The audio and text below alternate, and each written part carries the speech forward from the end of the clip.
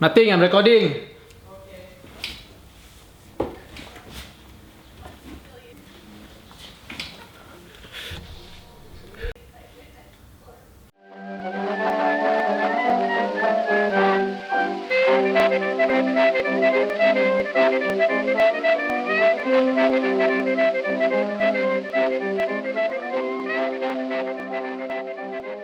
Okay, so you are one of the very few, well, I like to believe more than a few, first time viewers of the Fat Bidin vlog, which features me, Zan Nazli.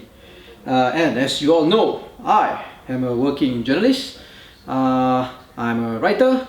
I make documentary films. I teach. I have a family. I have a wife. I have a daughter, and I'm going to have another daughter, hopefully, very soon. And this is going to be the first episode. Now, August is a month of many firsts. On fatbidin.com, we have launched the Fat Bidin. We've launched the food show, which is brought to you by Pink Ladle, actually, which is my wife Jasmine Abu Bakar's food business. Right? It's a really interesting show because it shows how we are so in love with food.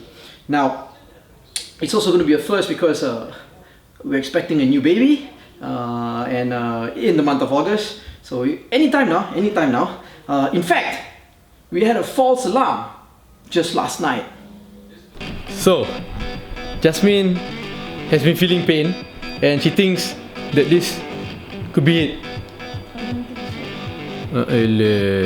But we're not ready, so. Go get my pajamas! Okay, the baby's room is not ready. Only Atina's new room is ready. and yeah, the bag's not ready.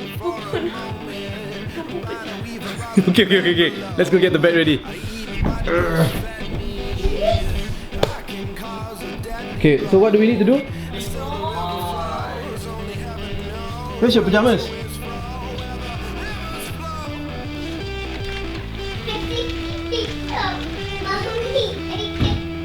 Why are you coming out? Help me out lah, because you cannot do anything. Let me do it myself lah.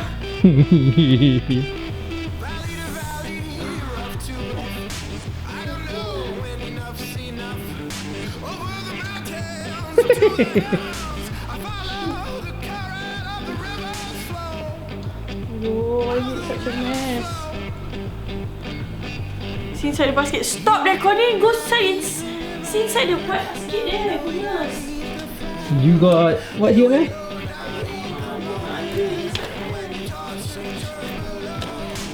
That's why I asked you to kemas all this. Oh, there, the one kan. Put it lah inside the bag. This is one.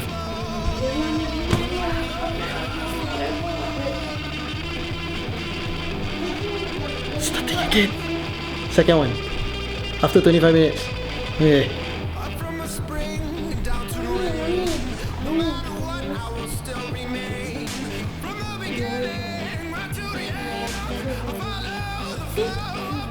Are you showing mommy the picture of the baby? Okay.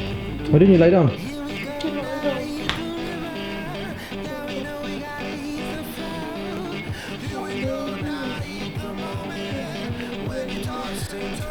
Tina, adik coming out? Yeah, so like this. Oh. This. Oh. And this is also going to be the month where we launch, well, this is going to be the month where I launch this vlog, the Fat Bidin vlog. And I want this vlog to be about me talking about my work, about the things I do, about making documentaries, about journalism, about writing, about the state of the media, about stories and current affairs, news and current affairs, social issues that happen in the country or around the world, whatever that interests me. But I also want it to be very organic. So I know, Malaysian viewers, they're very set in watching format programs, right? They like formatted music shows, talent shows, dramas, formatted genre movies. They're so fixed on format. So, I'm trying to break that. So I hope that this vlog will as it evolves, I want it to be a weekly thing, once a week, and hopefully it doesn't fall into the trap of being a set format, and it will be very, very organic in in the sense that if I see anything that is interesting or ideas of how to present information and facts and stories and content in a more interesting way, I'm going to try it out on this vlog. So yeah, subscribe to the channel so you get updates from the vlog and all our other shows. Now for this first episode, I want to talk about multimedia journalism, or producing content in a multimedia perspective. Now when I first started making content, I started out as a journalist, as a writer at a newspaper. I was very set, okay, if I want to be a writer, this is what I'm going to have to do. I'm going to just have to write and write and write, right? This was way back, I think 15 years ago. And as time slowly evolved, I got interested in other aspects of content. I got interested in video, so I went to study how to make video and documentaries.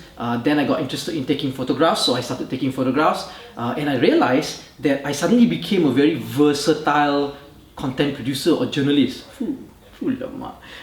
I could take video, I could write, I could take photographs, I could edit my own videos, I could present my videos, I could go in front of the camera, I could be behind the camera, I could do everything on my own, right? And that was what I did for a bulk of the years of my career. I was a solo journalist, and I contributed stories to so many different news agencies locally in Malaysia and also internationally. And I made videos, I wrote, I took photographs, I did audio. So I became a big advocate of multimedia journalism. So I feel that if you want to be a journalist these days or a content producer, it doesn't matter if you want to be a journalist or any kind of content producer. If you are versatile, if you can make content in many, many different ways, you're going to survive, right? One of the key persons that was played a very influential role in my career is actually Unyo. Unyo is a veteran media consultant, a veteran journalist. He was a journalist. He kind of played a big role in me getting my first job in a newspaper because he was an editor there. I sent in my CV. He took me in. I wanted him to be the first person on this vlog. So I met him. I had lunch with him in KL. And we talked about a lot of things. We talked about multimedia content. We talked about being journalists in Malaysia. We talked about the media. He is no longer a journalist, but he's still in the content industry. And we also talk about politics, and as we know, right now, 1MDB is a hot topic, and he used to write a lot about politics. He had columns in newspapers and online news sites, and he discussed politics, and he's very much into politics. But these days, he's not doing it as a living, as a career. But he likes to observe. So we talked about that as well. So yeah, please watch. Right, so this is Unyo, and hold on a second, is my hair like completely... Your hair is fine, Unyo, your hair is totally great. Okay. So I've known Unyo for a very long time, more than a decade. Yeah, I think 2000, maybe around 2000. You played a big role in me getting my first job in journalism. You published my first book, so a lot of things Unyo has done. Okay, so let's ask you a few questions. So this is raw it's gonna be. Okay, alright, okay. This is how it should be. How important is it for someone to be versatile if you want to survive in the content industry? I think it's absolutely crucial today, in today's world. Back when I started journalism, which is in the mid-90s, it was possible to focus just on writing, just being a writer.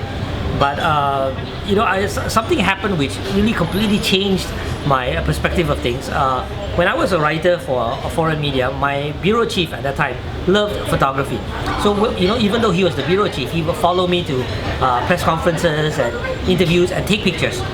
But one day he became too busy, too bogged down with administrative work. And he said, "Un, you've got to start taking your own pictures."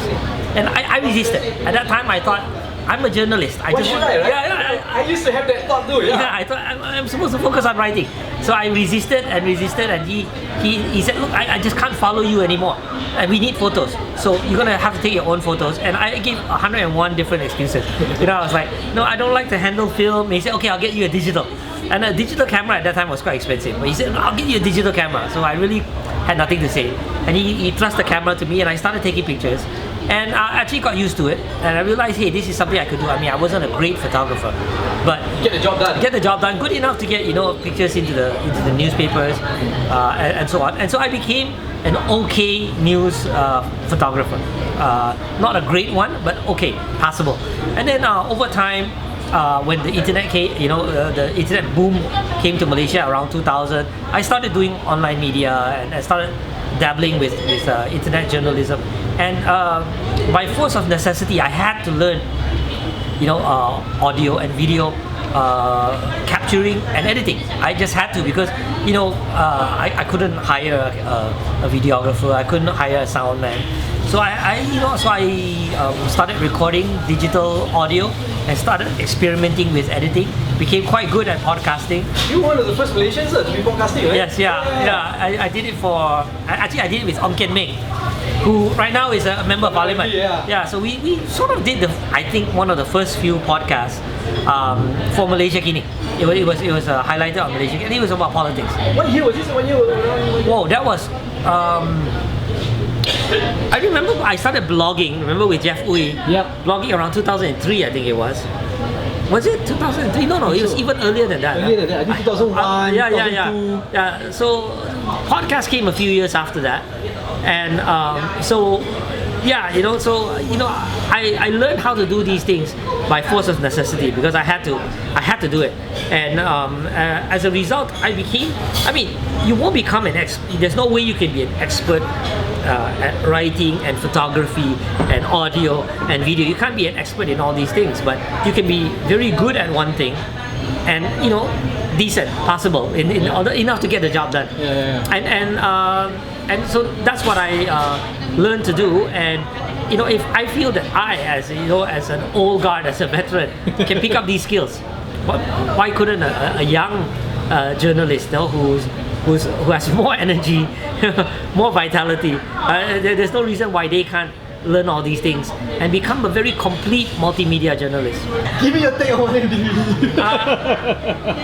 I don't think it's something that will go away. I don't think it can be swept under the carpet. How it will play out, it will be very, very interesting.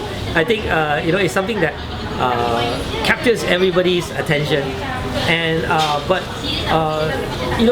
right now it looks like because of the way the politics in this country is structured, the Prime Minister, the executive office is very powerful. Mm-hmm. It's very powerful, right? Actually can thank Mahathir for that.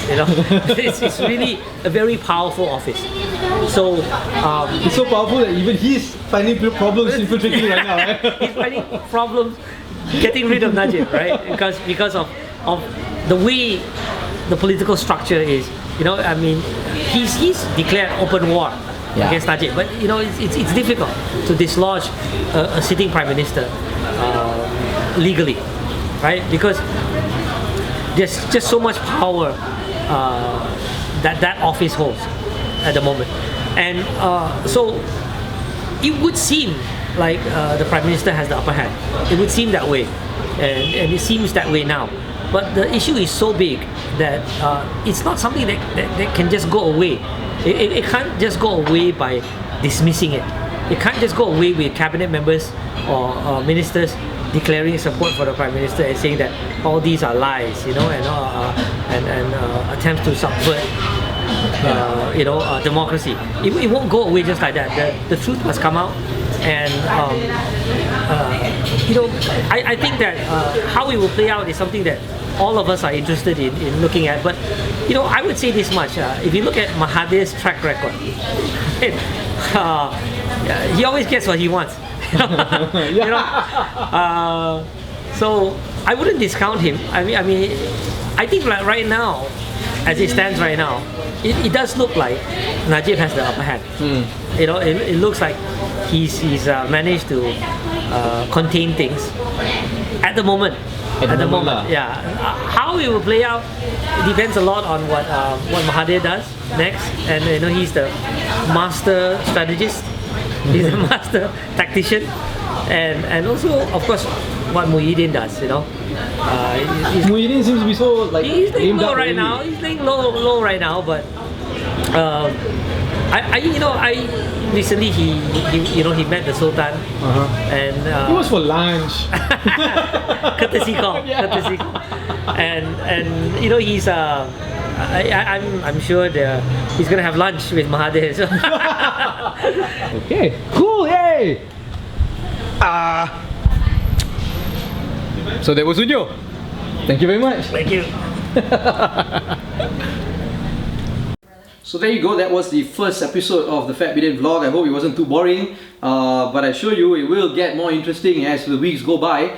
And if you like what you see, please share this YouTube link. You can get everything Fat Bidin at fatbidin.com. You can listen to our podcast, you can watch our YouTube videos, you can read writings, you can look at photographs, yeah, everything at fatbidin.com. So don't forget, also subscribe to our YouTube channel, which is, the link is somewhere in the video, and see you next week.